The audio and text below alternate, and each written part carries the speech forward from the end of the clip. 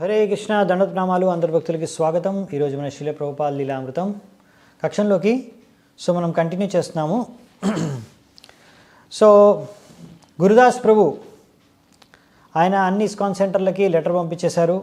భక్తులందరినీ ఆహ్వానిస్తూ కృష్ణ బాలరాం మందిరం బృందావనంలో ఓపెనింగ్ జరుగుతుంది, దానికి అందరూ రావాలి అనేసి ఆహ్వానం పంపించేశారు. అలాగే లైఫ్ మెంబర్స్ కోసం ఎవరైతే బాంబేలో కలకత్తాలో ఉన్నారో వాళ్ళందరి కోసం ట్రైన్లు కూడా రిజర్వేషన్ కూడా చేయించేశారు. ఆ విధంగా ప్రభుపాద కూడా తన శిష్యులందరినీ కూడా బృందావనానికి రమ్మంటూ జన్మాష్టమికి దేశ విదేశాల్లో అన్నింటిలోకి సెంటర్లోకి పంపించేశారు లెటర్స్ ఇన్వైట్ చేస్తూ.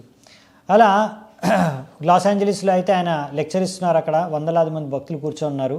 వాళ్ళందరికీ కూడా మీరందరూ కూడా బృందావనంకి రండి, కృష్ణ బలరాం మందిరం ఒక ఓపెనింగ్ జరుగుతుంది, దానికి రండి అని ఇచ్చేశారన్నమాట వాళ్ళందరికీ ఆహ్వానం. ఆ విధంగా తన గురు భ్రాతలకు కూడా ప్రభుపాదుల వారు లెటర్లు రాశారు ఇన్విటేషన్ ఇస్తూ. శ్రీధర్ మహారాజ్కి చెప్పారు.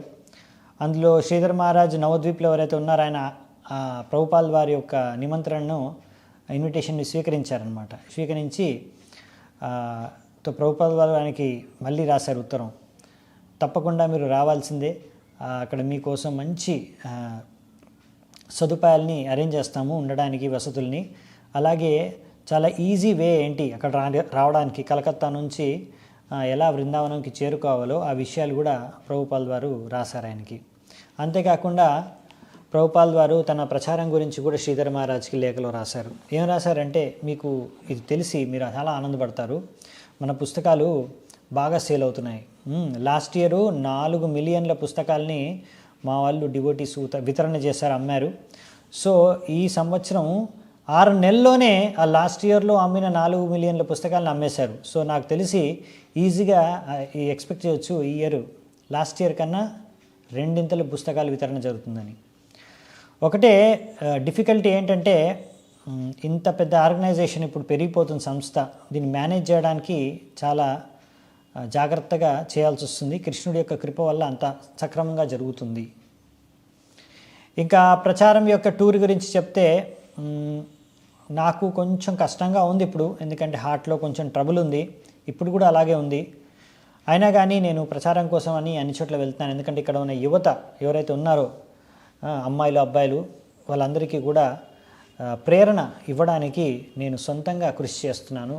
ప్రచారం కోసం నేను ఇప్పుడు కూడా వెళ్తున్నాను బయటికి అని ప్రభుపాదుల వారు రాశారు లేఖలో. ఇప్పుడు జూలై 15వ తారీఖు అన్నమాట. ఇంకా 10 రోజులే ఉందన్నమాట ప్రభుపాదుల వారు బృందావనం వెళ్ళే డేట్కి, అంటే వెళ్ళడానికి బయలుదేరడానికి. సో ఈ విధంగా తన యొక్క సన్యాసి శిష్యులందరికీ కూడా అలాగే లేఖలు రాశారు, అందరినీ రమ్మని. ఏవైతే మీరు రిజాల్వ్ చేయాలనుకుంటున్నారో మ్యాటర్స్ అవన్నీ కూడా నాతో మాట్లాడుకోవాలి, తేల్చుకునే ఏ విషయాలు ఉన్నాయన్నీ అక్కడికి వచ్చి మనం మాట్లాడుకుందామంట, మీటింగ్స్ చేసుకుందామంట, ఏం పెండింగ్ ఐటమ్స్ అన్నీ కూడా డిస్కస్ చేసుకుందామంట, మీరు అక్కడ రండి అనేసి అందరినీ కూడా పిలిచారనమాట. సో ఈ విధంగా లేఖలో రాశారు. మీ అందరికీ నేను ఆహ్వానిస్తున్నాను, బృందావనం మందిరానికి ఓపెనింగ్కి రండి, అందరూ సన్యాసులందరూ కూడా అక్కడ ఉంటారు. సో మీరు కూడా రండి, అక్కడ పార్టిసిపేట్ చేయండి, ఇది నా కోరిక అనేసి కూడా ప్రభుపాదుల వారు వ్యక్తం చేస్తారు. ఇప్పుడు కరందర్ ప్రభుని కొత్తగా ఇస్కాన్ ఇండియాకి జీబీసీగా నియమించారు కదా ప్రభుపాదుల వారు. ఆయన ప్రభుపాదుల వారికి వ్యక్తం చేశారు, నాకు కొంచెం సందేహంగానే ఉంది, టైంకి అన్నీ రెడీ అవుతాయని, అంటే బృందావనంలో కృష్ణ బలరాం మందిర్ ఓపెనింగ్కి అంతా రెడీ అయిపోతుందనే దాని విషయంలో సందేహాన్ని వ్యక్తం చేశారు.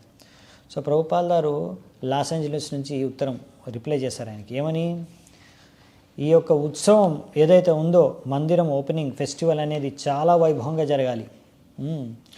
అది ఏదో పేదరికంతో కూడుకొని ఉండకూడదు. ఒకవేళ డబ్బు తక్కువ పడితే అది కూడా అందజేయబడుతుంది, ఎంత అవసరం అంత డబ్బు వచ్చేస్తుంది. వచ్చిన ప్రతి ఒక్క గెస్ట్కి ఫుల్ ప్రసాదం పెట్టండి, దీని గురించి మీరు ప్లాన్ చేయండి, ఎంత ఫండ్స్ కావాలో నేను సప్లై చేస్తాను, కానీ ఫుల్గా ప్రసాదం డిస్ట్రిబ్యూషన్ మాత్రం జరగాలి. ఇంకా టెంపుల్ సమయానికి రెడీ అవుతుంది అవ్వాలా లేదా అనేది మీ బాధ్యత, అది మీరు చేయాలి, దానికి నేనేం చేయను అని ప్రభుపాదుల వారు జవాబు ఇచ్చేశారనమాట కరందర్ ప్రభుకి. కరందర్ ప్రభుకి అయితే గట్టిగానే ఉత్తరం రాశారు ప్రభుపాదుల వారు. కాకపోతే ఈ విధమైన సందేహం ఇస్కాన్ ఇండియా యొక్క కొత్త మేనేజరు జీబీసీ కరందర్ ప్రభు ఇలా చెప్పేసరికి ప్రభుపాల్ వారు కొంచెం డిస్టర్బ్ అయ్యారు. ఏంటి ఈయన ఎలా అన్నాడు, సందేహం వ్యక్తం చేస్తున్నాడు, రెడీ అవుతుందో లేదని వెంటనే ప్రభుపాల్ వారు సురభి ప్రభుకి రాశారు. ఆయనే బృందావనంలో కన్స్ట్రక్షన్ చూసుకునేది. నేను కొంచెం నాకు మెదడులో కొత్త చింత ఏర్పడింది. ఈ కరందర్ లెటర్ చూసినప్పటి నుంచి ఇంకా అక్కడ పనులు అవ్వట్లేదు, టైంకి అవుతాయో లేవో అన్నట్టు ఆయన వ్యక్తం చేశాడు. ఏంటి సంగతి అనేసి ఆయనకు లేఖ రాశారు. అలా లాస్ ఏంజలస్లో ఉన్నప్పుడు ప్రభుపాల్ వారు ఇంకొక లెటర్ కూడా ఆయన అందుకున్నారు.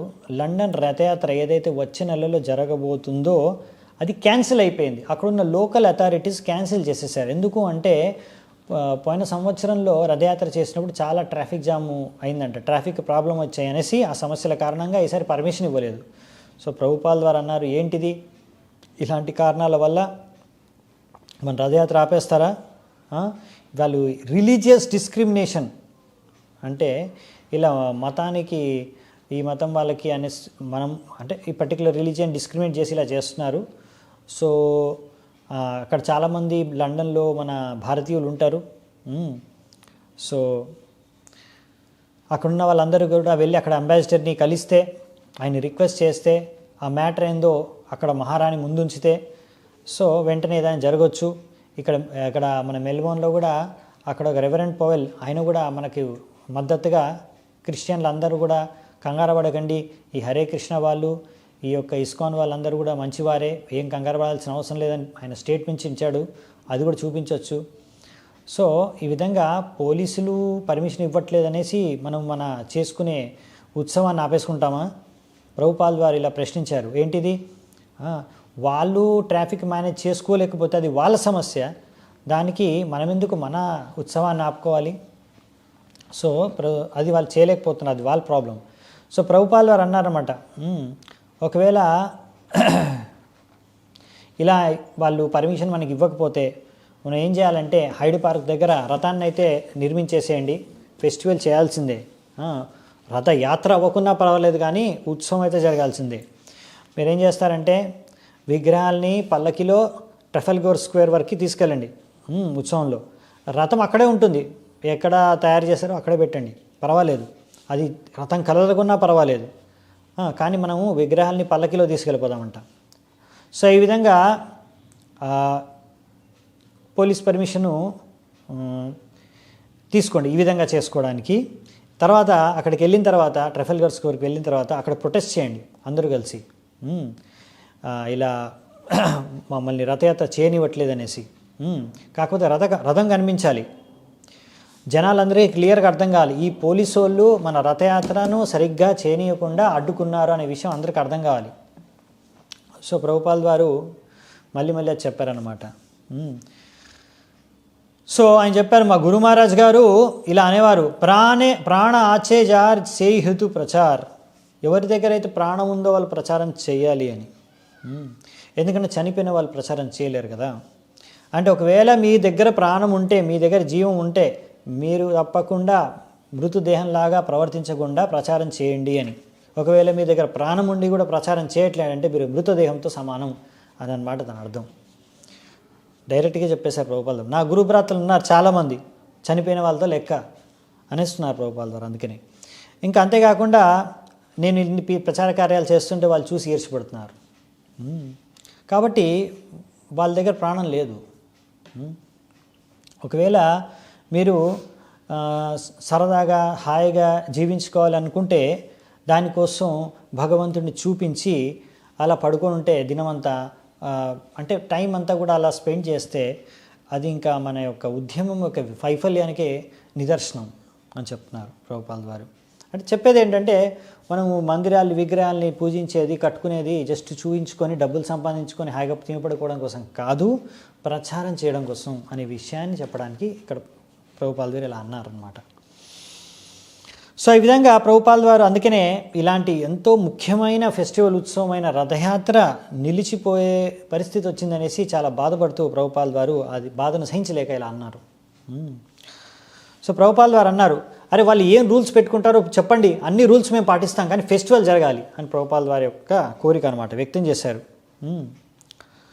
వాళ్ళకి చెప్పొచ్చు, లాస్ట్ ఇయర్ ఎంతమంది వేల మంది వచ్చారు మన రథయాత్ర ఉత్సవానికి, అది చెప్పండి వాళ్ళు. అంటే 3 గంటల వరకు అక్కడ నించొని ఉన్నారు, అవునా, రథయాత్రలో పాల్గొన్నారు, నడుచుకుంటూ వెళ్ళారు. సో ఇలా ప్రజలు వేల మంది, వందలాది మంది, వేల మంది 3 గంటల వరకు రథయాత్రలో పాల్గొంటున్నారు. అటువంటి వారు చర్చకి వెళ్ళట్లేదు. అంటే ఈ ఫెస్టివల్, ఈ యొక్క ఉత్సవం అనేది ప్రజలందరికీ ఎంత నచ్చిందో అర్థం చేసుకోవచ్చు. అలా చెప్పండి, నచ్చ చెప్పండి అని ప్రభుపాల్ వారు వాళ్ళకి రాస్తున్నారు. బ్రహ్మానంద స్వామి అని చెప్తున్నారు, అవును, ఎలాగైతే శాన్ ఫ్రాన్సిస్కోలో కూడా, అక్కడ శాన్ ఫ్రాన్సిస్కోలో అయితే ఒక పేపర్లో రాసేశారు, ఈ ఉత్సవమే అన్నిటికన్నా పాపులర్ ఫెస్టివల్ అని, అన్నిటికన్నా బాగా ఖ్యాతి పొందిన ఉత్సవం అంటే రథయాత్ర అనేసి శాన్ ఫ్రాన్సిస్కోలో న్యూస్ పేపర్ వాళ్ళు చెప్పేశారు. సో ప్రభుపాల్ వారు అన్నారు, అవును, 15,000 మంది అక్కడ శాన్ ఫ్రాన్సిస్కోలో వచ్చి నా లెక్చర్ సైలెంట్గా కూర్చొని ఉన్నారు. కాబట్టి ఇక్కడ వాళ్ళకి అర్థమైంది, ఇక్కడ మన మూమెంట్లో, మన ఈ ఉద్యమంలో చాలా ఇంపార్టెంట్, ముఖ్యమైనది ఏదో ఉంది అని, విషయం ఉందనేసి. అందుకనే కొంతమంది వాళ్ళ వ్యక్తిగత కారణాల వల్ల, అంటే వాళ్ళు సమాప్తమైపోతారనే భయంతో అడ్డుకోవాలని చేసి చూస్తున్నారు మా యొక్క ఉద్యమాన్ని అని ప్రభుపాల్ వారు వ్యక్తం చేశారు. ఇంకా లాస్ ఏంజలీస్ నుంచి బయలుదేరే రోజు వచ్చేసింది. అప్పుడు భక్తులందరూ అక్కడ ఎవరైతే టెంపుల్ హాల్లో ఉన్నారో వాళ్ళందరికీ ప్రభుపాల్ వారు అడ్రస్ చేస్తూ, అందరికీ ప్రోత్సాహం ఇస్తూ, అందరినీ కూడా ఇలాగే స్ట్రాంగ్గా, శ్రద్ధాపూర్వకంగా కృష్ణ భక్తి చేసుకుంటూ వెళ్ళిపోమని అలా ఉత్సాహంగా ప్రోత్సాహాన్ని ఇచ్చారు ప్రభుపాల్ వారందరికీ. తర్వాత ఆయన స్వయంగా ఆయన గురించి చెబుతూ, ఇలా నేను ప్రతి చోట ప్రయాణించేది ఎందుకు అంటే, మీరందరూ కూడా చాలా స్ట్రాంగ్గా భక్తి చేసుకోవాలి, ఆ ఒక్క కారణంగానే నేను ఇంతగా ప్రచారం కోసం అన్ని చోట్ల ప్రయత్నిస్తున్నాను, ప్రచారం కోసం ప్రయాణిస్తున్నాను అని చెప్పారు ప్రభుపాల్ వారు.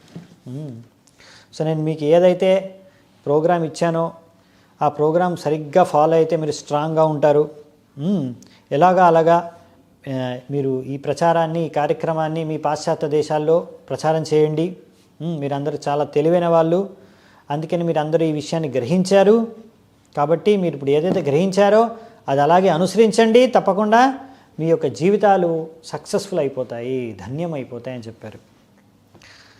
సో ఇదేమి చాలా డిఫికల్ట్ కాదు, కష్టం కాదు, కాకపోతే మీరు పక్కదారి పట్టకండి, ఇప్పుడు పట్టుకుని దారి వెంటనే వెళ్ళండి, ఇంకో దారిలో వెళ్ళకండి అని ప్రభుపాల్ వారు గట్టిగా చెప్పి, మీరు కనుక ఇలా పక్క సాలిడ్గా ఉంటే మామేవయే ప్రపద్యంతే మాయామేతాం తరంతితే అని భగవంతుడు కృష్ణుడు గీతలో అన్నాడు. మాయ నిన్ను స్పర్శించను కూడా స్పర్శించలేదు అని. సో అదే నా కోరిక మీ అందరికీ. సో నేను ప్రపంచం అంతా తిరిగేది దీనికోసమే. అన్ని చోట్ల ఎలా జరుగుతుంది, డల్లస్లో, న్యూ బృందావన్లో. సో అందుకే సహజంగా నేను ప్రచారం కోసం అందుకనే తిరుగుతున్నాను. ఈ యొక్క ఉద్యమాన్ని స్టార్ట్ చేసిందే నేను. కాబట్టి ఇది సరిగ్గా ముందుకు వెళ్ళాలి అనేది నా కోరిక. కాబట్టి మీరు ఇంకో దారి పక్కదారి పట్టకండి, ఇది ఒక్కటే నా కోరిక అని ప్రభుపాల్ వారు చెప్పుకుంటూ ఏడవడం కూడా మొదలుపెట్టేశారు. అలా లాస్ట్కి ఫైనల్లీ ఇలా మీరు బాగా ప్రాక్టీస్ చేస్తేనే సాలిడ్గా ఉంటారు, చాలా చాలా ధన్యవాదాలు అని ప్రభుపాల్ వారు ముగించి అక్కడి నుంచి బయలుదేరారు. సో న్యూ బృందావన్ జూలై 18వ తారీఖు 1974. అక్కడ ప్రభుపాద్కి కరందర్ ప్రభు నుంచి ఇంకో లెటర్ వచ్చింది. ఆ లెటర్ ఏంటంటే, నేను రాజీనామా చేసేస్తున్నాను, ఈ జీబీసీ పదవి మీరు నాకు ఇచ్చారు భారతదేశానికి, నేను ఈ పదవికి నేను న్యాయం సమకూర్చలేను, నాకు ఈ బాధ్యత అనేది చాలా ఎక్కువైపోతుంది, నేను రీసెంట్గానే మళ్ళీ తిరిగి భక్తిలోకి వచ్చాను, సో నేను భక్తి చేసుకోవాలనుకుంటున్నాను, భక్తి చేసుకుంటాను, కానీ జీబీసీ బాధ్యత నా వల్ల కాదు అనేసి ప్రభుపాల్ వారికి రాజీనామా రాసేశారు. ఆ రాజీనామా ఉత్తరం చూసేసి ప్రభుపాల్ వారు మళ్ళీ అయ్యో, అక్కడ మిగతా జీబీసీ కూర్చున్నారనమాట ప్రభుపాల్ ముందే అక్కడ న్యూ బృందావన్లో. వాళ్ళతో అంటున్నారు, ఇప్పుడు నేను ఏం చేయాలి, ఇప్పుడు ఏం చేయాలి మనం, ఇంకా ఈ భారతదేశంలో స్టార్ట్ చేసిన ప్రాజెక్టులన్నీ ఇంకా వదిలేయాల్సిందేనా అంటే ప్రభుపాల్ ద్వారా అలా అనగానే అందరూ, ప్రభుపాద్ మీకు అవి చాలా ప్రియమైనవి కదా అని భక్తులు అన్నారు. అంటే మరి ఏం చేయాలి అని ప్రభుపాల్ ద్వారా వాళ్ళని అడిగారు. అంటే అలా ఉందన్నమాట పరిస్థితి. అప్పుడు సో అక్కడ బృందావనంలో గురుదాస్ ప్రభు తప్ప మిగతా అందరూ చాలా క్లియర్గా ఉన్నారు. ఈ యొక్క బిల్డింగు అంటే కన్స్ట్రక్షన్ కృష్ణ బలరాం మందిరము పూర్తి అయ్యే ప్రసక్తే లేదు టైంకని. సో వర్క్ చాలా స్లోగా జరుగుతుంది. ఒక డిటి హాల్ అంటే విగ్రహాలు ఉండే ఓ హాల్ మాత్రమే కొద్దిగా కన్స్ట్రక్షన్ జరిగింది, మిగతాదంతా కన్స్ట్రక్షన్ నడుస్తూనే ఉంది. అది కూడా ఫుల్గా అవ్వలేదు, కొంచెం అయ్యింది అంతే. ఇంకా మొత్తం ఆల్టర్స్ ఏమి అవ్వలేదు, డెవలప్ మొత్తం సింహాసనం ఆల్టర్లు ఏమి ఫుల్గా అవ్వలేదు, కంప్లీట్ అవ్వలేదు కన్స్ట్రక్షన్లు, విగ్రహాలు ఇంకా రాలేదు. సో తేజస్ ప్రభు అనుకున్నారు ఈ గురుదాస్ ప్రభు ఏమో ప్రభుపాల వారు ఎక్కడ అసంతుష్టి పడిపోతాడో అని భయంతో నా వల్ల కాదు, ఈ బిల్డింగ్ టైంకి రెడీ కాదు అని చెప్పలేక అయిపోద్ది అని చెప్పేశాడు. ఇప్పుడేమో ప్రభుపాల వారు డేట్ ఫిక్స్ చేసేశారు. ఇప్పుడు ప్రభుపాల వారికేమో ఏ ఎక్స్క్యూజ్ వినడానికి ప్రభుపాల వారికి ఇష్టం ఉండదు. ఇప్పుడు జన్మాష్టమికలు అవ్వాల్సిందని చెప్పేశారు ఆయన ప్రభుపాల వారు, డిలే అయ్యే ప్రసక్తి లేదన్నారు. ఇక్కడ గురుదాస్ ప్రభు ఏమో చూసి ఫైనల్గా అడ్మిట్ చేసుకున్నాడు జన్మాష్టమి కల్లా మొత్తం మందిరం యొక్క కన్స్ట్రక్షన్ కంప్లీట్ అవ్వలేదు అని. కాకపోతే అయినా కానీ మనం మందిరాన్ని ఉద్బోధన చేయొచ్చు, ఏదో కొంచెం మిగిలిపోయి ఉంటుంది కన్స్ట్రక్షను, అయినంత మటుకు చేసుకొని ఏదో ఒకటి చేసుకొని ఓపెనింగ్ అయితే చేద్దాం అని గురుదాస్ ప్రభు ఉన్నాడు అనమాట ధీమాగా. కాకపోతే ఇప్పుడు ఇండియాకి ఏంటంటే రెగ్యులర్ జీబీసీ లేరు, అవునా. తమిళకృష్ణ మహారాజు రాజీనామా అంటే ఆయన అక్కడ సేవ నుంచి ట్రాన్స్ఫర్ అయిపోయి అమెరికాకి వెళ్ళిపోతారు ప్రభుపాల్ వారి అనుమతితో. దాని తర్వాత ఎవరు లేరు. చాలా రోజుల తర్వాత ఫైనల్గా కరందర ప్రభు ఒక రీప్లేస్మెంట్గా వచ్చాడు. ఆయన కొన్ని వారాల పాటే ఉండి రాజీనామా చేసేసాడు. సో ప్రభుపాల్ వారికి ఏంటంటే సరిగ్గా అసలు ఇక్కడ ఏం జరుగుతుంది బృందావనంలో కన్స్ట్రక్షన్ అనే అప్డేటు కరెక్ట్గా రావట్లేదు. ఇక వచ్చిన వార్త మాత్రం ఇన్ఫర్మేషన్ మాత్రం గురుదాస్ ప్రభు ద్వారా ఆయన ఏమో అయిపోతుంది ప్రభుపాల్ మీరు కంగారు పడకని టైంకి అయిపోతుందని పంపించేవాడు ఉత్తరాల్లో. సో కాబట్టి ఇప్పుడు ఫైనల్గా ఏంటంటే అక్కడేమో ప్రభుపాల్ వారు భక్తులందరూ కూడా రెడీ అయిపోయారు, బృందావనానికి వెళ్ళాలని వివిధ దేశాల నుంచి భక్తులంతా రెడీ అయి బయలుదేరడం మొదలుపెట్టారు. ఇప్పుడు ఇక్కడ ఏం జరుగుతుందో బృందావనంలో చూద్దామంట. So Brindavanam August 4, 1974. So Prabhupad వారి కారు వచ్చేసింది ఇస్కాన్ ప్రాపర్టీ రమణ్ రైత్ దగ్గరికి. చాలామంది భక్తులు ప్రభుపాల్ వారిని స్వాగతం పలకడానికి కీర్తన చేసుకుంటూ పూలమాలలతో వచ్చేశారు. ఒక 25 మంది భక్తులు వివిధ ప్రాంతాలు వివిధ దేశాల నుంచి అక్కడికి వచ్చారు ఈ యొక్క ప్రోగ్రాం కోసం అనేసి. వాళ్ళందరూ కూడా ప్రభుపాల్ వారిని స్వాగతం పలకడానికి వచ్చారు. అలాగే అక్కడ బృందావన భక్తులు ఉన్నారు, వాళ్ళు వచ్చారు. ఇంకా అందరూ కలిసి ప్రభుపాల్ వారు నడుచుకుంటూ అందరితో ఆ కన్స్ట్రక్షన్ సైటే ఇంకా అక్కడ అంతా కన్స్ట్రక్షన్ జరుగుతుంది. ప్రభుపాల్ వారు అక్కడ చూసుకుంటూ అంతా గమనించుకుంటూ లోపలికి వెళ్తున్నారు.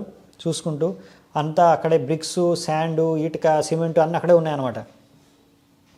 ఫైనల్గా విగ్రహాలని ఎక్కడ ప్రతిష్ఠింపజేయాలి మందిరంలో ఆ చోటుకి వెళ్ళారు ప్రభుపాల్ వారు.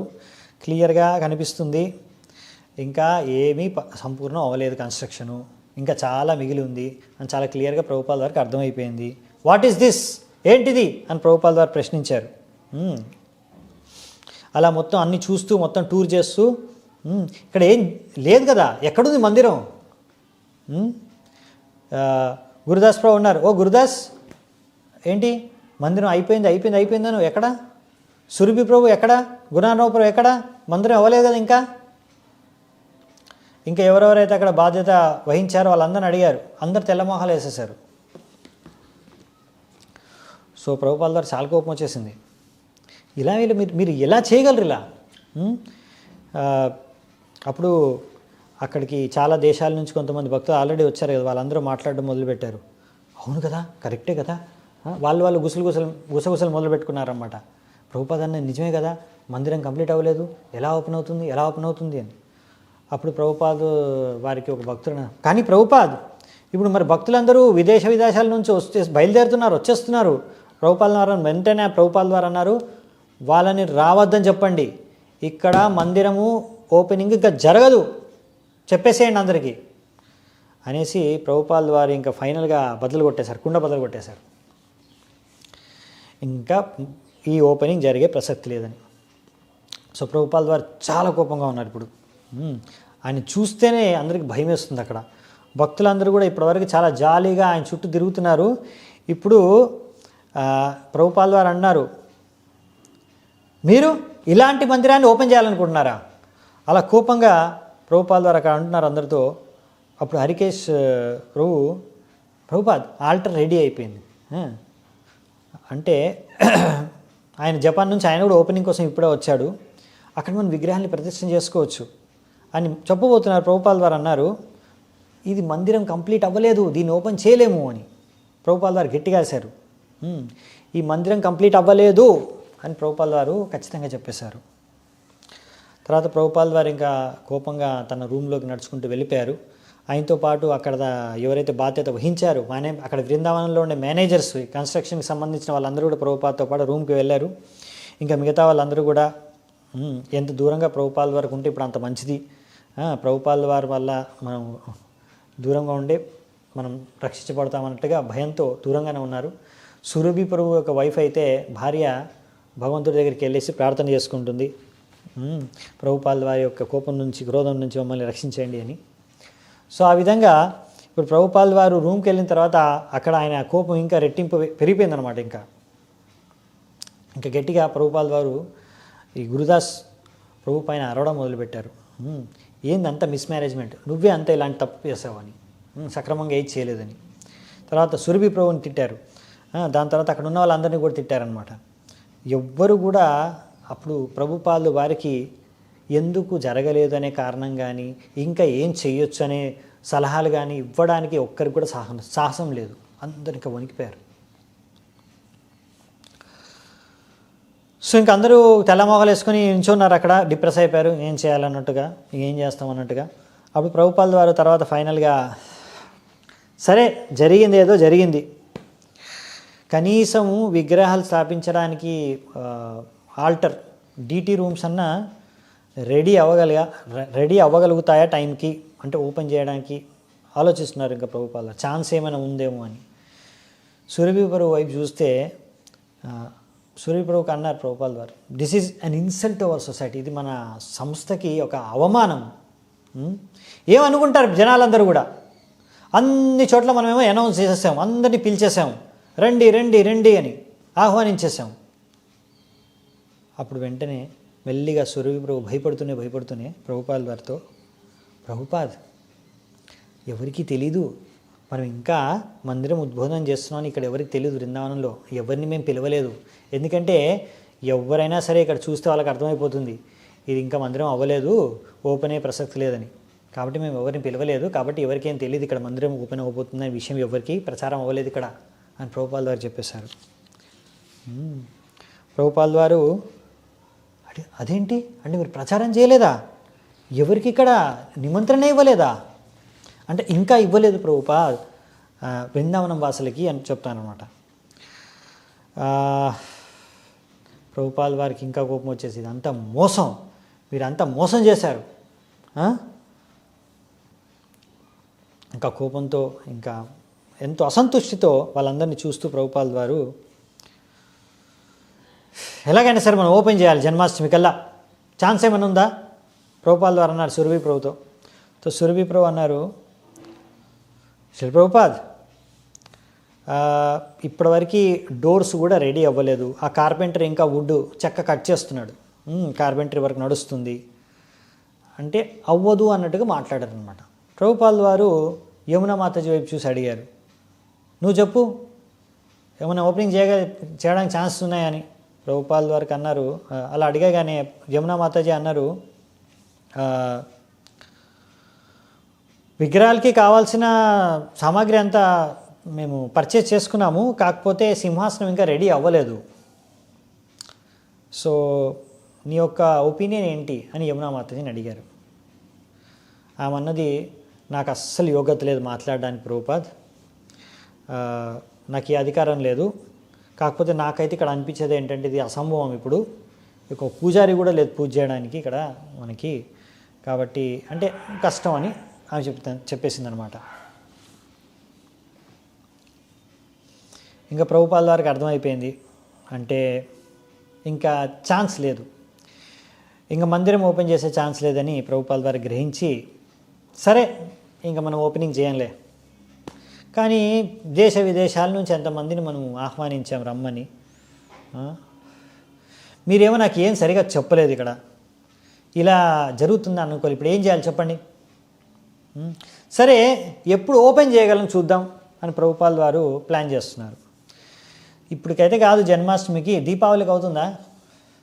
ఎప్పుడు దీపావళి అంటే భక్తులు అన్నారు ప్రభుపాద్ అక్టోబర్లో అంటే అంత తొందరగా అవ్వదేమో.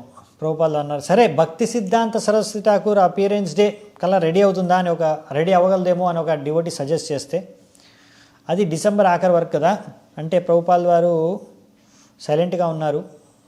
ఆయనకేమో నిరుత్సాహంగానే ఉన్నారు. తర్వాత సురభి ప్రభు అన్నారు ప్రభుపాద్ 6 కాదు ఖచ్చితంగా 7 నెలలైనా పడుతుంది. సో ప్రభుపాద్ అన్నారు సరే అయితే మనం ఏప్రిల్ మాసంలో రామనవమి ఉంది, రామనవమికి ఓపెన్ చేసుకుందామా? అప్పుడు మాయాపూర్ కూడా వస్తారు భక్తులందరూ, గౌర పూర్ణిమకి అక్కడ నుంచి తర్వాత ఇక్కడికి కూడా వస్తారు, 2 చోట్ల అటెండ్ అయిపోతారు, బాగుంటుంది. అప్పుడు సురభి ప్రభు మళ్ళీ అన్నారు, ఎందుకంటే ఇప్పుడు మళ్ళా మాట ఇచ్చేస్తే ప్రభుపాల్ వారికి చేస్తామని మళ్ళీ చేయలేకపోతే అదొక అసంతుష్టికి మళ్ళీ ప్రభుపాల్ వారికి కలిగజేయాల్సి వస్తుందని ఆలోచించి మెయిన్ సమస్య చెప్పారు. ప్రభుపాద్ అసలైన సమస్య ఏంటంటే ఇక్కడ భారతదేశంలో కన్స్ట్రక్షన్ చేయడానికి సిమెంట్ కావాలి, ఆ సిమెంటే పెద్ద సమస్య. ఆ గవర్నమెంట్ నుంచి మాకు సిమెంట్ దొరకట్లేదు సరిగ్గా, టైంకి సిమెంట్ రాదు, సిమెంట్ వస్తేనే పని అవుతుంది, సిమెంట్ లేని కారణంగానే పని అవ్వట్లేదు, అందుకనే పని స్లో అని ప్రభుపాల్ వారికి అసలైన సమస్య ఏంటో చెప్పేశారు. సిమెంట్ వస్తే 3 నెలల్లో మనం ఓపెన్ చేసుకోవచ్చు టెంపుల్ అని సురభి ప్రభు అనేసారు ఖచ్చితంగా. ఇంకా ప్రభుపాల్ వారికి కరెక్ట్గా విషయం అర్థమైంది. సరే ఇప్పుడు డేట్ ఫిక్స్ చేసి ఏం లాభం లేదు, అంతా సిమెంట్ దే కాబట్టి సిమెంట్ ఎప్పుడు వస్తే ఆ మందిరం కన్స్ట్రక్షన్ ఎప్పుడైతే అప్పుడు డేట్ ఫిక్స్ చేసుకొని అప్పుడే ఓపెన్ చేసుకుందామంట. సరే అనేసి ఈ పాయింట్ ఇంకా క్లోజ్ చేశారు ప్రభుపాల్ వారు. ఓకే, అది 3 నెలల తర్వాత 3 నెలలు, 7 నెలలు అయితే 7 నెలలు, ఎన్ని రోజులు అయితే అన్ని రోజులని వదిలేశారు ప్రభుపాల్ వారు. తర్వాత ప్రభుపాల్ వారు ఇంకా అందరితో మాట్లాడినప్పుడల్లా ఇదే అసంతృష్టిని వ్యక్తం చేశారు, ముఖ్యంగా గురుదాస్ ప్రభు పైన ఆయన అసంతృప్తిని వ్యక్తం చేశారు. అనుకున్నాను జరగలేదు, చేయలేదు అని చెప్తున్నారు అందరికీ. తర్వాత గురుదాస్ ప్రభుని పిలిచి సరే రికార్డ్స్ చూపించి అకౌంట్స్, ఫైనాన్షియల్ రికార్డ్స్, అసలు ఖర్చులు అన్నీ ఎలా జరుగుతున్నాయని చూద్దామని అడిగారు. చూస్తే అక్కడ గురుదాస్ ప్రభు ఆయన జైపూర్లో ఒక మంచి ఖరీదైన హోటల్లో స్టే చేశారనమాట. ఆ రిసిప్ట్ చూసి ప్రభుపాల్ వారు చాలా కోపగించుకున్నారు. ఇంకా గురుదాస్ ప్రభుకి దాని తర్వాత ఆయన రూమ్లోపే ఉండిపోయాడు. అవసరం ఉన్నప్పుడు ప్రభుపాల్ వాళ్ళు పిలిస్తేనే వచ్చేవారు, మాట్లాడారు, లేకపోతే లేదు. ఇంకా గురుదాస్ ప్రభుపాల్ వారితో మాట్లాడిన తర్వాత ఆయన రూమ్లోనే ఉండేవారు. ఇంకా ఫైనల్గా ప్రభుపాల్ వారు ఆలోచించారు, టెంపుల్ ప్రెసిడెంట్ని చేంజ్ చేయాల్సిందే ఇక్కడ బృందావనంలో. అప్పుడు ఒకవేళ హరికేష్ ప్రభు అయితే బాగుండా అని ప్రభుపాల్ వారు అనుకున్నారు. ఎందుకంటే గురుదాస్ ప్రభు ఇంకా ఆయన భార్య వాళ్ళిద్దరు కలిసి గెస్ట్ హౌస్ ఇన్ఛార్జ్గా ఉంటే సరిపోతుంది. అప్పటికల్లా గెస్ట్ హౌస్ ఏమీ కన్స్ట్రక్షన్ అవ్వలేదు, ఇంకా ఒక గుంతలాగా ఉంది అంతే అక్కడ భూమి మీద, ఇంకా అవి తయారవ్వలేదు. కానీ అయినప్పుడు అది గెస్ట్ హౌస్ చూసుకుంటారు వాళ్ళు. సో దానికోసం ప్రభుపాల్ వారు గురుదాస్ ప్రభుని పిలిచి సరే నువ్వేం చేస్తావంటే బృందావనంలో గెస్ట్ హౌస్ నువ్వు మేనేజ్ చేసుకో, కాబట్టి నువ్వు ఒకసారి బృందావనంలో ఒక జైపూరియా గెస్ట్ హౌస్ అని ఒకటి ఉంది, అక్కడికి వెళ్ళి వాళ్ళు ఎలా గెస్ట్ హౌస్ని మేనేజ్ చేస్తున్నారో కొన్ని ఐడియాలు సేకరించుకొని రా అని. అప్పుడు వెంటనే గురుదాస్ ప్రభు కానీ ప్రభుపాద్ వాళ్ళు చాలా తక్కువ రేట్లు ఛార్జ్ చేస్తారు, తప్పకుండా ఎవరో వాళ్ళకి డబ్బులు ఇస్తున్నారు, స్పాన్సర్ చేస్తున్నారు, అందుకని అంత తక్కువ రేట్లు వాళ్ళకి వాళ్ళు గెస్ట్ హౌస్ రూమ్లు అద్దెకిస్తున్నారు, ఈజీగా మేనేజ్ చేయగలుగుతారు. ప్రభుపాల్ వారు అన్నారు, చూడు మిస్టర్ జైపూరి ఎవరైతే ఉన్నారో ఆయన మంచి businessman, Marwari businessman, కాబట్టి వాళ్ళకు ఎలా గెస్ట్ హౌస్ రన్ చేయాలి లాభాలతో నష్టాలు పోకుండా దాంట్లో వాళ్ళకు బాగా ప్రావీణ్యత ఉంది, అతను బాగా డబ్బులు సంపాదిస్తున్నాడు గెస్ట్ హౌస్ నుంచి. అలా తక్కువ రేటుకి పెట్టి కూడా రూము డబ్బు సంపాదించడమే ఈ బిజినెస్లో ఉన్న ఒక ముఖ్యమైన గొప్పతనం. ఆ విషయాలు నేర్చుకోవడమే నిన్ను పంపిస్తున్నాను అక్కడికి, కాబట్టి అక్కడికి వెళ్ళి ఈ విషయాలు నేర్చుకో, ఆయన ఎలా చేస్తున్నాడో తెలుసుకో. ఇంకా గురుదాస్ ప్రభు అప్పటికే ఆయన బాగా ఎగ్జాస్ట్ అయిపోయాడు, ఆయనకి చాలా అయిపోయిందనమాట, చాలా అయిపోయింది. ఇంకా ఇండియాలో ఉండడం, ఇన్ని తపస్సులు, ఇన్ని రకాల కష్టాలు పడడం, ఇంకా మాటి మాటికి ప్రభుపాల్ వారు ఇప్పుడు తిట్లు తినడం, ఇంకా ఆయన వల్ల అవ్వట్లేదు అనమాట. ఇంకా ఫైనల్లీ చాలా కష్టమైపోతుంది ఇక్కడ ఉండడం. ఇంకా ఆయన భార్య ఇద్దరు డిసైడ్ చేసుకుంటారు, ఇక బృందావనం వదిలి ఇంకో చోటికి వెళ్ళిపోదాం. ప్రభుపాద ఒక వైపు నుంచి సురభి ప్రభుకి చెప్తున్నారు, మాటి మాటికి పిలిచేవారు, డేలో పిలిచి ఇంకా ఎందుకు DT డోర్స్ రెడీ అవ్వలేదు అంటే ప్రభుపాల్ వారు చెప్పారు ఆయనకి, సురభి ప్రభుకి, ఇంకా చాలా విషయాలు ఉన్నాయి ప్రభుపాద అని సురభి ప్రభు చెప్తే, చూడు ఇక్కడ వీళ్ళని నువ్వు DT డోర్ తయారు చేయడానికి కార్పెంటర్ ఇంకా మిగతా వాళ్ళందరినీ కూడా లేబర్ తీసుకున్నావు కదా, వాళ్ళందరినీ చీట్ చేస్తున్నారు, మోసం చేస్తున్నారు. వాళ్ళతో మోసపోకుండా వాళ్ళతో ఎలా పని చేయించుకోవాలో నేర్చుకో. ఇలా నేను ఎంతో కష్టపడి, అందరు డివోటీస్ ఎంతో కష్టపడి డబ్బులన్నీ వాళ్ళు సేకరిస్తున్నారు, ఫండ్స్ అన్నీ సేకరిస్తుంటే సంపాదిస్తుంటే, అవన్నీ నా ప్రాజెక్ట్స్లు తయారు చేసేటప్పుడు ఇక్కడ కార్మికులు కానీ ఇక్కడ కాంట్రాక్టర్లు కానీ వీళ్ళకే మొత్తం డబ్బంతా వెళ్ళిపోతుంది. వాళ్ళందరూ కాంట్రాక్టర్లు అందరూ పెద్ద పెద్ద ధనికులు అయిపోతున్నారు మన డబ్బుతో, కానీ మన బిల్డింగ్ అవ్వట్లేదు. మార్బుల్ ఎక్కడా అని అడిగారు. మార్బుల్ ఎక్కడా అంటే ప్రభుపాల్ వారిని అడిగారు సురభి ప్రభు, ఎక్కడ దొరుకుతుంది ప్రభుపాద్ మార్బుల్ అని. అప్పుడు ప్రభుపాల్ వారు, ఈ ప్రశ్నలు నన్నెందుకు అడుగుతున్నావు, నువ్వు ఎక్స్పర్ట్ అంటే సురభి ప్రభు నాకు తెలియదు ప్రభుపాద్ అంటే, అయితే బుద్ధి ఉపయోగించి తెలుసుకో. సో ఫైనల్లీ ప్రభుపాల్ వారు అలా కోపగించుకునేవారు తన శిష్యుల పట్ల, ముఖ్యంగా వారి యొక్క మూర్ఖతత్వాన్ని చూసి. సో బేసికలీ ఏంటంటే వాళ్ళకి ఒకటి పరీక్షించడానికి, ఇంకోటి వాళ్ళకి ఆదేశించడానికి, రెండు విధాలుగా ప్రభుపాల్ ద్వారా తన కోపాన్ని వ్యక్తం చేశారు తన శిష్యుల పైన. కానీ ముఖ్యమైనది ఏంటంటే ప్రభుపాల్ వారి యొక్క అసహనత దేనికంటే, నేను ఇక్కడ భగవంతుడికి బృందావనంలో కృష్ణ బలరాములకి మంచి మందిరం కట్టాలనే ఒక దివ్యమైన సేవ చేద్దామనుకున్నాను, అది అవ్వట్లేదు అనేదే ప్రభుపాల్ వారి యొక్క అసహనానికి గురి చేస్తుందన్నమాట, ఆ ఒక ఫ్రస్ట్రేషన్. ఇది ఆధ్యాత్మిక స్థలంలో ఉంది, అవునా? ఎందుకంటే ప్రభుపాల్ వారు వాళ్ళ కోసం ఒక అద్భుతమైన మందిరాన్ని కట్టాలనుకుంటే అది జరగట్లేదు అనేదే ప్రభుపాల్ వారి యొక్క అసంతృప్తికి కారణం ముఖ్యమైనది. ఇది ఆధ్యాత్మిక స్థలంలో ఉన్న అసంతృప్తి, అసహనత. సో ఇక్కడ బేసికల్లీ ఇది తన గురువు గారికి ప్రామిస్ చేశారు, కృష్ణుడికి ప్రామిస్ చేశారు ఇక్కడ మంచి మందిరం కడతానని, కానీ అవ్వట్లేదు. అది ప్రభుపాల్ వారి యొక్క ముఖ్యమైన అసహనత అన్నమాట, కారణం అసహనతకి. ప్రభుపాల్ వారు ఇక్కడ చేయలేకపోతున్నారంటే ఎందుకు అంటే తన శిష్యులు ఇక్కడ చేయలేకపోతున్నారు. ఎందుకంటే శిష్యులే ప్రభుపాల్ వారి యొక్క ఇప్పుడు ఇన్స్ట్రుమెంట్స్ అన్నమాట. వారి ద్వారానే ప్రభుపాల్ వారి కార్యాలు చేయాలనుకుంటున్నారు. వాళ్ళు విఫలవడంతో ఇక్కడ ప్రభుపాల్ వారు కూడా విఫలమైపోతున్నారు, అవునా? సో ఆ విధంగా మన ఇన్స్ట్రుమెంట్ సరిగ్గా పనిచేయలేకపోతే మనం కూడా విఫలమైపోతాం, అవునా? మన చేతుల్లో కాళ్ళు ఏదో ఒకటి సరిగ్గా పనిచేయకపోతే మన శరీరం అంతా కూడా ఆ కష్టాన్ని సహించాల్సి వస్తుంది, మనం మొత్తం పని చేయలేం సరిగ్గా. సో ఆ విధంగా ఇప్పుడు ప్రభుపాల్ వారు కూడా ఆధ్యాత్మిక స్థలంలో దుఃఖిస్తున్నారు. ఒక విధంగా అనుకున్న సమయానికి జన్మాష్టమికి కృష్ణ బలరామ మందిరం ఓపెన్ అవ్వట్లేదు అని. సో ప్రభుపాల్ వారి యొక్క ఈ డిస్టర్బెన్స్ అంటే అసహనం, అసంతృప్తి, ఇవన్నీ ఆధ్యాత్మిక స్థలంలో ఉన్నప్పటికీ ఇవన్నీ కూడా నిజంగా ప్రభుపాదులు వారు అక్కడే వ్యక్తం చేస్తున్నారు, అనుభవిస్తున్నారు, ఎక్స్పీరియన్స్ చేస్తున్నారు. అదేదో డ్రామా చేయడము, ఏదో వాళ్ళకి చూపించడానికి ఒకరికి కాదు. ఇది ఆధ్యాత్మిక స్థలంలో ఉన్నా కానీ ప్రభుపాల్ వారు ఇక్కడ అవన్నీ ఎక్స్పీరియన్స్ చేస్తున్నారు నిజంగా. సో ఈ విధంగా సరిగ్గా ప్రభుపాల్ వారికి సేవ చేయాలి అంటే ఆయన శిష్యులందరూ కూడా ప్రభుపాల్ వారి ఏ మూడ్లో, ఏ భావంతో ప్రభుపాల్ వారు ఇవి అన్నీ చేయాలనుకుంటున్నా వాటిని గ్రహించి ఆ విధంగా దానికి కావాల్సిన విధంగా అనుగుణంగా మనం తయారయ్యి ప్రభుపాల్ వారికి సేవ చేసుకోవాలి. సో ఈ విధంగా భక్తి అనేది చాలా డైనమిక్ అన్నమాట. సో ప్రభుపాల్ వారు అలా తన శిష్యులు బాగా సేవ చేయాలి, ఆ విధంగా వాళ్ళ శిష్యుల ద్వారా సహాయంతో తన గురువు మహారాజ్కి మంచి సేవ చేయగలను ఈ ప్రాజెక్ట్స్ ద్వారా. తద్వారా మొత్తం ఈ ప్రపంచంలో ఉన్న మనుషులందరి దుఃఖాన్ని ఈ భక్తి ద్వారా ప్రచారం ద్వారా దూరం చేయగలమనే ఒకే ఒక్క ప్రభుపాల్ వారి యొక్క కోరిక అన్నమాట. ఇప్పుడు అసలైన సమస్య ఏంటంటే సిమెంటు, కాంక్రీటు ఇది. సో అందుకనే సురభి ప్రభు, గుణార్ణవ ప్రభు, తేజస్ ప్రభు వీళ్ళందరూ ఎక్కడి నుంచో సిమెంట్ దొరుకుతుంది, ఎక్కడ దొరుకుతుందని వెతుకుతున్నారు. ప్రతిరోజు ఆ మథురాకి వెళ్ళి, బృందావనంలో అన్ని చోట్ల వెళ్ళి వెతికేవారు ఎక్కడెక్కడ సిమెంట్ దొరికే ఛాన్సెస్ ఉన్నాయని. అలా మాసాలు గడిచిపోతున్నాయి.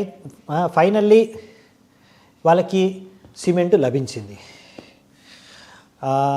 కొన్ని సిమెంట్ బ్యాగులు దొరికినా ఎక్కడైనా దొరికితే తీసుకొచ్చేవాళ్ళు. ఒకసారి ఆ సిమెంట్ కూడా డూప్లికేట్ అయి ఉండేది. అది యూజ్ చేసిన తర్వాత కాలం గట్టిగా అవ్వట్లేదని తర్వాత అర్థమయ్యేది, అయ్యో ఈ సిమెంట్ డూప్లికేట్ అని. ఎట్టకేళ్ళకి ఫైనల్లీ ప్రభుపాల్ వారి కృపతో ఇంకా ఎంత కావాలో అంత సిమెంట్ వచ్చేసింది అనమాట, లభించేసింది. అప్పుడు ఒకరోజు ఇంకా సిమెంట్ అంతా ఏ రోజైతే వస్తుందో ప్రభుపాల్ వారు గుణార్ణవ ప్రభుకు చెప్పారు, చూడు ప్రతి బ్యాగు కౌంటింగ్ చేయి బాగా. పొద్దున 8 గంటల నుంచి రాత్రి 9:30 వరకు ఆ ట్రక్కుల్లో సిమెంట్ రావడం, ఆ ట్రక్కుల్లోంచి ఆ కూలీలు ఆ సిమెంటుని దింపడం, అలా వీపుల పైన మోసుకుంటూ వెళ్ళడం. గుణార్ణవ ప్రభు ప్రతి ఒక్క సిమెంట్ బ్యాగుని లెక్క చేసుకొని బుక్లో నోట్ చేసుకోవడం, తర్వాత అది స్టోర్ రూమ్లో పెట్టేయడం, దాని తర్వాత లాకేసేయడం అనమాట. ఈ విధంగా ప్రభుపాల్ వారు కూడా మధ్యలో వచ్చి గమనించడం, అడగడం, గుణారం ఎన్ని సిమెంట్ బ్యాగులు వచ్చేప్పటి వరకు వెంటనే లెక్క చూసి చెప్పేయడం. అలా ఫైనల్గా ప్రభుపాల్ వారు కూడా జాగ్రత్తగా గమనించడం, దాని తర్వాత గుణార్ణవ ప్రభు కూడా అలా చక్కగా సేవ చేసుకొని ఫైనల్గా అన్ని సిమెంట్ బ్యాగులని రాత్రికల్లా స్టోర్ రూమ్లో పెట్టి లాకేసేసారు. ప్రభుపాల్ వారు ఎంత జాగ్రత్త తీసుకున్నారంటే, బంగారాన్ని దాచినప్పుడు ఎంత జాగ్రత్త తీసుకుంటామో ఆ సిమెంట్ని దాస్తే కూడా అంత జాగ్రత్త తీసుకున్నారు. ఎందుకంటే ఇప్పుడు సిమెంట్ బంగారంలో అయిపోయిందనమాట. సో ఫైనల్లీ సిమెంట్ వచ్చేసింది.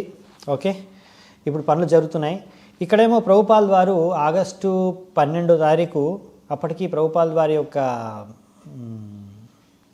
హెల్త్ బాగా వీక్ అయిపోయిందనమాట. అది ఆ రోజు ఆయన జన్మదినం, ఆవిర్భావ తిథి. ఆయన చాలా వీక్గా కనిపించారు. ఆయన కూర్చొని తర్వాత పడుకుండిపోయారు.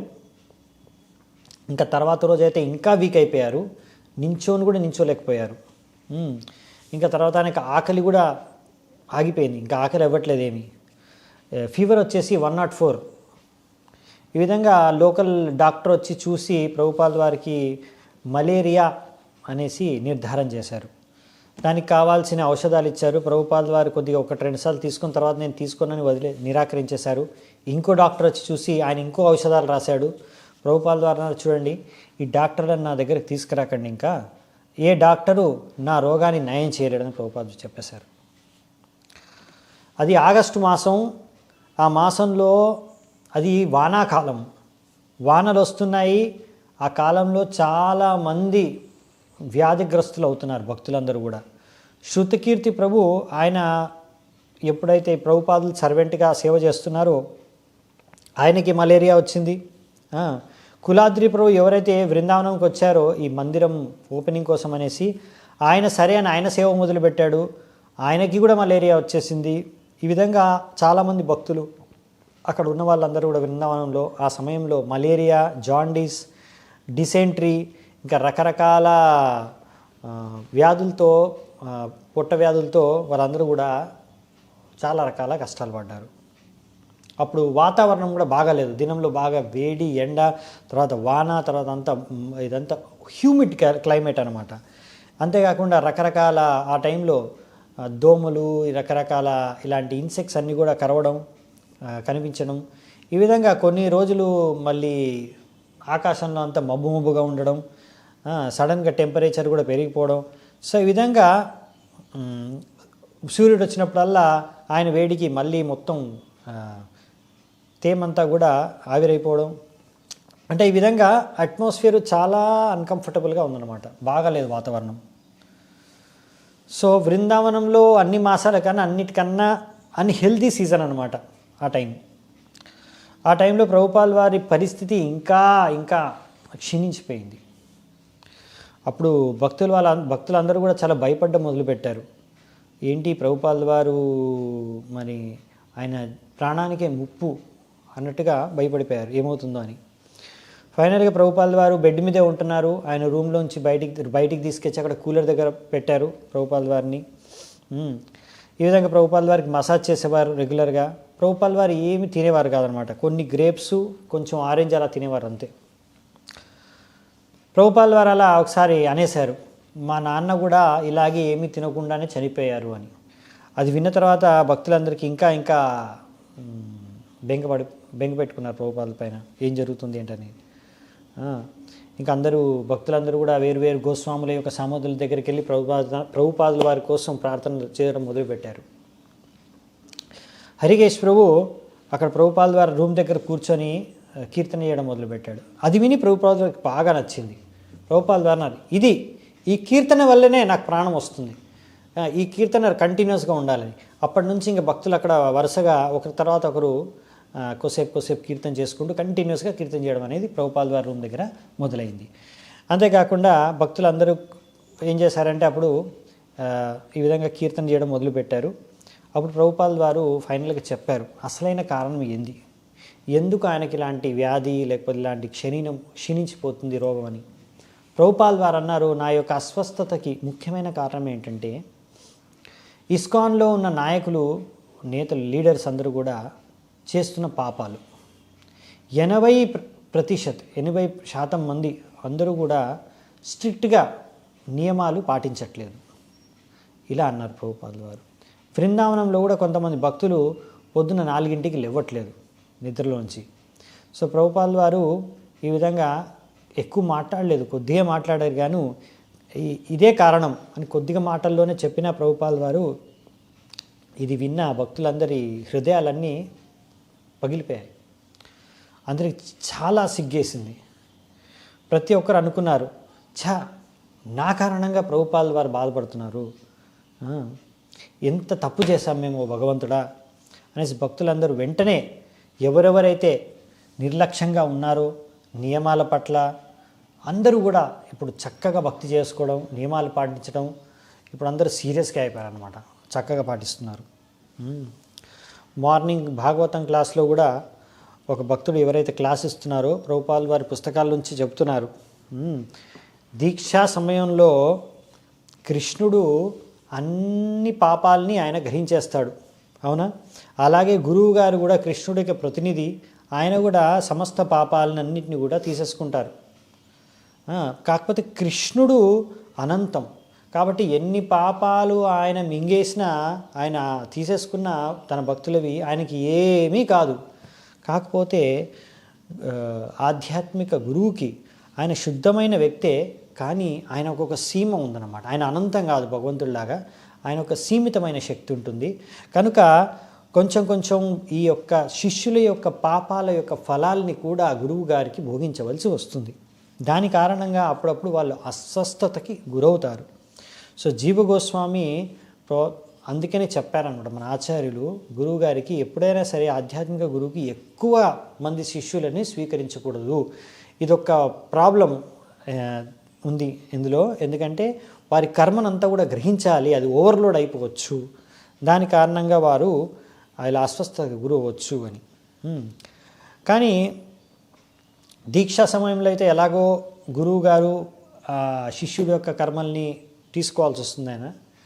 కానీ ఒకవేళ దీక్ష తర్వాత కూడా శిష్యులు తప్పులు చేస్తే, అపరాధాలు చేస్తూ పాపాలు చేస్తే, మరి దాని యొక్క కర్మఫలాలు కూడా మరి గురువు గారికి అప్పుడప్పుడు కొంచెం అనుభవించాల్సి వస్తుంది. దాని కారణంగా అస్వస్థకు గురవ్వాల్సి వస్తుంది. సో ప్రభుపాదుల వారు అన్నారనమాట, నేను చేసిన తప్పల్లా ఇంతమంది శిష్యుల్ని గ్రహించడం, కాకపోతే మరి ఏం చేయను, భక్తి ప్రచారం చేయాలి అంటే శిష్యుల్ని గ్రహించాలి. గురువుగా నాకు తెలుసు నేను దీనికోసం చాలా రిస్క్ తీసుకుంటున్నాను, దీనివల్ల నేను ఎంతో కష్టాన్ని అనుభవించాలి అని. కానీ భక్తుడు కూడా తెలుసుకోవాలి, శిష్యులు కూడా తెలుసుకోవాలి, నా యొక్క తప్పులు, అపరాధాలు, పాపాల వల్ల నా గురువుగారికి కష్టం కలగకూడదు. కాబట్టి ఆ విధంగా ప్రభుపాదుల వారు మొదటిసారి ఇలా చెప్పేశారు. తన శిష్యుల యొక్క కారణంగానే అతను ఈరోజు అస్వస్థతకు గురయ్యాననేసి. ఈ విధంగా శిష్యులందరూ కూడా మా గురువు గారి ఆదేశాలు మేము పాటించకపోవడం కారణంగానే ఈరోజు మేము ఆయనకు అంత దుఃఖాన్ని కలిగిస్తున్నామని అందరూ కూడా చాలా బాధపడ్డారు. వాళ్ళకి అర్థమైంది ఆ రోజు. ఇక్కడ మా గురువు గారికి ఏదో మలేరియా అనేది అసలైన కారణం కాదు. అసలైన కారణం ఏంటంటే మేము చేసే తప్పులు పాపాలు మమ్మల్ని మేము సరిదిద్దుకోవడమే అసలైన మార్గం ఆయన్ని రక్షించుకోవడానికి. అలాగే కృష్ణుడు ప్రార్థించుకోవాలి అని కృష్ణుడు ప్రార్థించుకుంటున్నారు. వాళ్ళని చక్కదిద్దుకుంటున్నారు. ఈ విధంగా ప్రభుపాల్ వారు బాగా హెల్తీ అవ్వాలని అందరూ కోరుకుంటున్నారు, ప్రార్థించుకుంటున్నారు. సో ఆ సమయంలో బ్రహ్మానంద స్వామి ఇంకా అన్ని సెంటర్లకి, ఇస్కాన్ సెంటర్లన్నిటికీ కూడా లెటర్ పంపించేశారు. ఈ విధంగా ప్రభుపాల్ వారు తొందరగా కోలుకోవడానికి అందరూ కూడా 24 గంటలు కీర్తన చేయండి అని పంపించారు. ఈ విధంగా ప్రభుపాద వారు రికవర్ అయ్యే వరకు ఇలా చేయమని పంపించారు ఆదేశాలు. అప్పుడు ఇలా కొంతమంది సీనియర్ భక్తులు అనుకున్నారు, 1967లో కూడా మేమందరం కూడా ఇలా ప్రభుపాల్ వారి కోసం వేచి కీర్తన చేశాము. అప్పుడు కూడా ఇలాంటి పరిస్థితి ఒకటి వచ్చింది. అప్పుడు ప్రభుపాల్ ద్వారా మా అందరికీ నరసింహదేవుడికి ప్రార్థన చేసుకోమని ఆయన ప్రార్థన శ్లోకాన్ని కూడా మనకి ఇచ్చారు. ఇలా ప్రార్థన చేయమని చెప్పారు. మా గురువు గారు ఇంకా తను చేయవలసిన కార్యాన్ని పూర్తి చేయలేదు కాబట్టి ఆయన్ని రక్షించండి అని కృష్ణుడికి ప్రార్థించుకోమని చెప్పారు. మేమందరం అలా ప్రార్థించాము. ఇప్పుడు మళ్ళీ అది 1967లో అలా జరిగింది. ఇప్పుడు మళ్ళీ 1974లో అలాంటి పరిస్థితి వచ్చింది అని అందరూ అనుకుంటున్నారు అన్నమాట. సో ఈ విధంగా కాకపోతే అప్పట్లో కారణం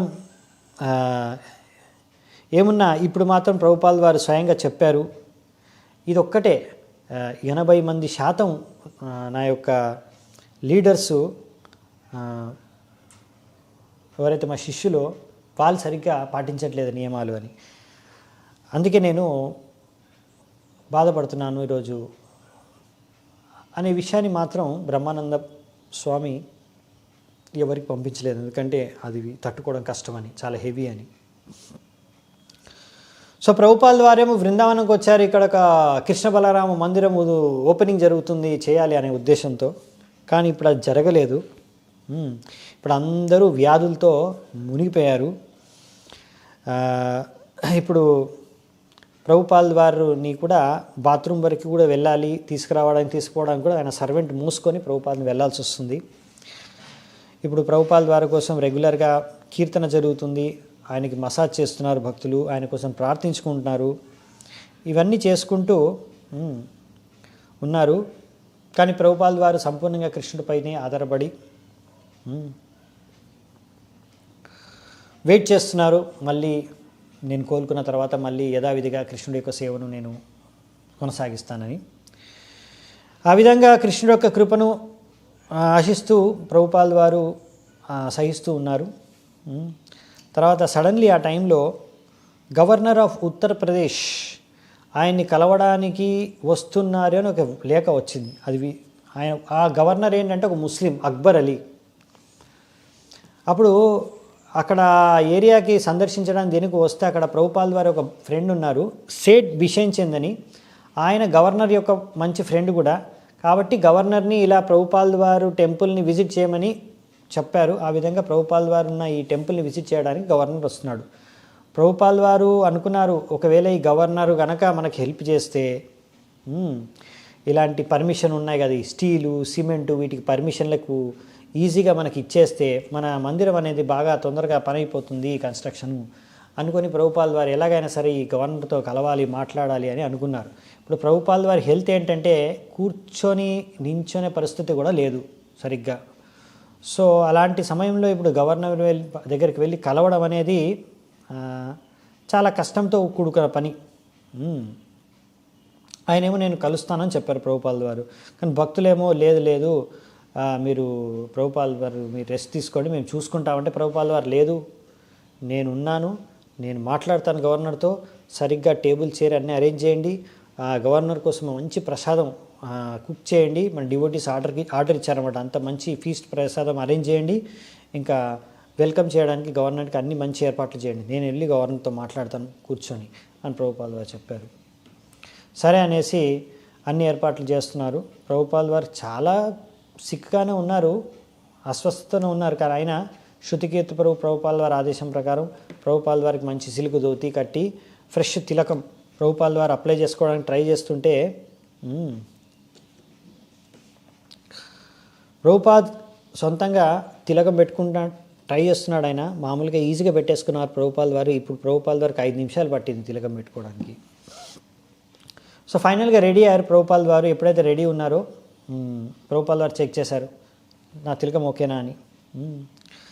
సో ప్రభుపాల్ వారు చాలా ఫీవర్ ఉంది, అప్పుడు నించోడానికి కూడా కష్టంగా ఉంది ప్రభుపాల్ వారికి. సో ఫైనల్లీ శృతికీర్తి ప్రభుపాల్ వారు కూర్చున్న చైర్ని అలాగే లేపి అక్కడికి వెళ్ళి గవర్నర్ దగ్గర ఉన్న కూర్చున్న దగ్గర వెళ్ళి పెట్టేశారు. సో ఫైనల్లీ గవర్నర్ వచ్చారు.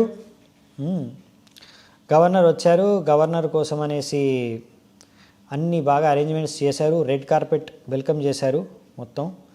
గవర్నర్తో పాటు చాలామంది గవర్నర్ ఒఫీషియల్స్ అందరూ వచ్చారు. వాళ్ళందరూ రోప్ పెట్టి అందరినీ సైడ్ చేసేసారు, అక్కడ రానివ్వలేదు. సో ఆ రెండు వైపు రెడ్ కార్పెట్కి రెండు వైపులా గుణార్ణం వేశాడు, భక్తులు నించున్నారు. ఆ విధంగా కర్తాలతో మృదంగంతో కీర్తన చేసుకుంటూ ఆయనకి స్వాగతం పలికారు. గవర్నర్ వచ్చారు, కూర్చున్నారు. సురభి ప్రభు ఆయనకి మాలేశారు. ప్రభుపాల్ వారు కూడా ఆయన నించొని ఆయన్ని వెల్కమ్ చేశారు. ఆయనతో చేతులు కలిపి షేక్ హ్యాండ్ చేశారు. దాని తర్వాత ప్రభుపాల్ వారుతో కలిసి కాసేపు మాట్లాడి తర్వాత కూర్చున్నారు. మామూలుగా అలా ప్రభుపాల్ వారు అక్కడ వణుకుతూ ఫీవర్తో అలాగే ప్రభుపాల్ వారు ఎంతో కష్టపడి అక్కడే ప్రభుపాల్ వారు నవ్వుతూ మాట్లాడడానికి ప్రయత్నించారు గవర్నర్తో. భక్తులందరూ చాలా ఎంతో టెన్షన్లో ఉన్నారు. ఎందుకంటే వాళ్ళకి తెలుసు ప్రభుపాల్ వారు ఏ పరిస్థితిలో ఉన్నారు, ఏ సమయంలో అయినా అంటే ప్రాణం వెళ్ళిపోవచ్చు ప్రభుపాల్ వారు అనే భయంతో వాళ్ళందరూ ఉన్నారన్నమాట. అయినా కానీ వాళ్ళందరూ కూడా ఇప్పుడు గవర్నర్ ముందు సైలెంట్గా ఉండి చూస్తున్నారు. గవర్నర్ని ప్రభుపాల్ వారు ఇన్వైట్ చేయగా ప్రభుపాల్ వారు ఇన్వైట్ చేశారని గవర్నర్ కొంచెం చిన్న స్పీచ్ కూడా ఇచ్చారు. అందులో ఇండియా యొక్క భవిష్యత్ అంతా కూడా ఇండస్ట్రీస్ పైన ఆధారపడింది అని ఏదో కొంచెం స్పీచ్ ఇచ్చారు. తర్వాత ప్రభుపాల్ వారు నించొని కుర్చీకి ఆనుకొనే మాట్లాడారు.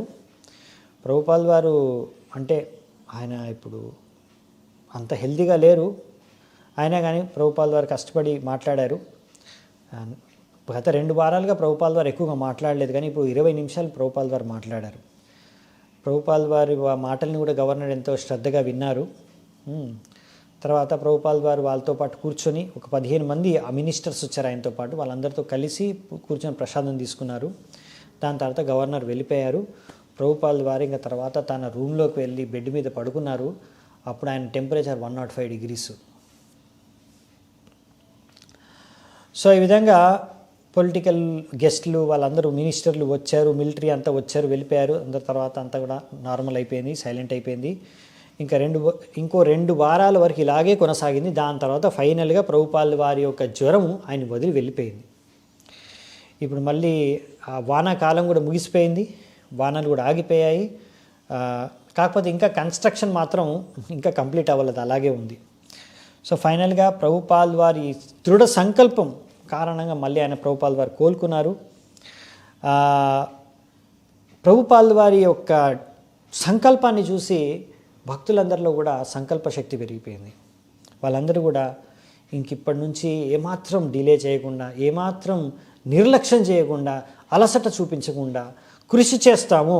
ఎలాగైతే మా గురువు గారు ఎంత కష్టమైనా కానీ, ఎంత కష్టమైన పరిస్థితుల్లో కూడా మందిరం కట్టాలి అనే ఈ సంకల్పంతో ఉన్నారే, మేమందరం కూడా అలాగే చేయాలి, మనమందరం కూడా అలాగే చేయాలి అనేసి అందరూ కూడా నిర్ణయించుకున్నారు, కృషి చేయడం మొదలుపెట్టారు. ప్రభుపాల్ వారు కూడా ఇంకా ఆయన స్వస్థతతో ఉన్నానని చెప్పేసి భక్తులందరికీ అందరికీ కూడా చెప్పేశారు, నేను ఇంప్రూవ్ అయిపోయానని. అలాగే ఎక్కడెక్కడైతే 24 గంటలు అన్ని మందిరాల్లో కీర్తన జరిగేది కూడా అంత ఇప్పుడు ముగించేయమని చెప్పారు. తర్వాత నార్మల్గా యథావిధిగా వాళ్ళు వేరే వేరే సేవలకి వెళ్ళిపోమని చెప్పారు అందరినీ. సో ఫైనల్గా ఒక పాయింట్ అయితే క్లియర్ ఏంటంటే, ప్రభుపాల్ వారు మొత్తం కంప్లీట్గా ఆధ్యాత్మికమైన వ్యక్తి, అవునా? ఆయన ఆ స్థలంలోనే ఉంటారు. సో భక్తులందరూ ఎవరైతే ఆయనతో పాటు ఆ యొక్క ఆధ్యాత్మిక సంబంధంతోనే ఇక్కడ సేవ చేస్తున్నారు, ఆ యొక్క ఆ అనుబంధం అంతా కూడా ప్రేమ మరియు నమ్మకం పైన ఆధారపడి ఉంది. ప్రభుపాల్ వారు వారి యొక్క కర్మను తీసుకున్నారు. వాళ్ళందరూ కూడా శిష్యులు మేము పాటిస్తాము నియమాలని శపథం చేశారు. ఇప్పుడు వాళ్ళు పాటించకపోవడం కారణంగా ప్రభుపాల్ వారు సఫర్ అయ్యారు. అయినా కానీ ప్రభుపాల్ వారు ఒకసారి కూడా వాళ్ళని త్యాగం చేయలేదు. వారిపైన కృప చూపిస్తూనే ఉన్నారు. ఇంకా వారిని శిష్యులుగా స్వీకరించారు. వాళ్ళకి ఇంకా ఒక ఛాన్స్ ఇచ్చారు సేవ చేసుకోవడానికి, భక్తి చేసుకోవడానికి. ఇలా ప్రభుపాల్ వారి కృప లేకపోతే ఆయన శిష్యుల దగ్గర ఎటువంటి శక్తి లేదు. ఇంకా ప్రభుపాల్ వారి యొక్క కృపాశక్తి ద్వారానే వాళ్ళందరూ ఇలా కొనసాగలుగుతున్నారు. ఇంకా ప్రభుపాల్ వారి పక్షం నుంచి ఆయన ఎప్పుడు కూడా తన శిష్యుల్ని త్యాగం చేసే ప్రసక్తే లేదు. వాళ్ళ వల్ల ఆయన ఎంత కష్టాన్ని అనుభవించినా సరే నేను వాళ్ళని త్యాగం చేయననే విషయాన్ని ప్రభుపాల్ వారు వ్యక్తం చేశారు. ఇలా ఫైనల్గా 2 వారాల తర్వాత, అంటే 2 వారాల కన్నా పైన అయిపోయింది, ప్రభుపాల్ వారు పుస్తకాలు అనువదించడం మానేశారు. ఇప్పుడు మళ్ళీ తిరిగి పుస్తకాలను అనువదించడం, ముఖ్యంగా ఇప్పుడు చైతన్య చరితామృతాన్ని అనువదించడం మొదలుపెట్టారు. ఇప్పుడు ఎంత ఫాస్ట్గా పనిచేస్తున్నారంటే మునుపటి కన్నా రెట్టింపు ఉత్సాహంతో, రెట్టింపు స్పీడ్తో వర్క్ చేస్తున్నారు ప్రభుపాల్ వారి పని. శ్రీ చైతన్య మహాప్రభు సనాతన గోస్వామి మధ్యలో చర్చ ఏదైతే ఉందో మధ్యలో అది ఇప్పుడు అనువాదిస్తున్నారు. ఎక్కడి నుంచి అయితే వదిలిపెట్టారో అక్కడ నుంచి మొదలుపెట్టి కంటిన్యూ చేస్తున్నారు. మళ్ళీ పొద్దున్నే లేవడం, అలాగే బెంగాలీలో ట్రాన్స్లేషన్లు, కామెంటరీలను చదివి వాటన్నిటి అనువాదం చేయడం మొదలుపెట్టేశారు ప్రభుపాల్ వారు. మళ్ళీ డిక్టేటింగ్ మెషిన్లో రికార్డ్ చేయడం, మాట్లాడడం మొదలుపెట్టారు. మెల్లిమెల్లిగా ఆయన వాయిస్ కూడా క్లియర్ అయ్యి స్ట్రాంగ్ అయిపోయింది. ముందు కన్నా కూడా బాగా స్ట్రాంగ్గా ఇప్పుడు రికార్డ్ చేస్తున్నారు.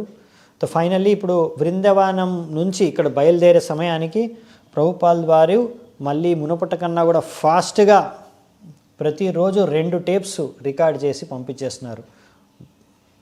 కామెంటరీ చైతన్య చరితామృతంది. సో ఇక్కడ వరకు మనం చూసాం. ఈరోజు ఇక్కడే మనము నిలిపివేద్దామంట. ఇంకా కొంచెం ఉంది ఈ చాప్టర్లో కంప్లీట్ అవ్వడానికి. అది నెక్స్ట్ ఎపిసోడ్లో మనం కంప్లీట్ చేసుకుందామంట. ఓకే, చాలా చాలా ధన్యవాదాలు అందరికీ ఎంతో ఓపికగా విన్నందుకు. శిల ప్రభుపాదకి జై, సమవేత భక్త వృంద్కి జై, శిల ప్రభుపాద లీలామృతం కీ జై. చాలా చాలా ధన్యవాదాలు. హరే కృష్ణ.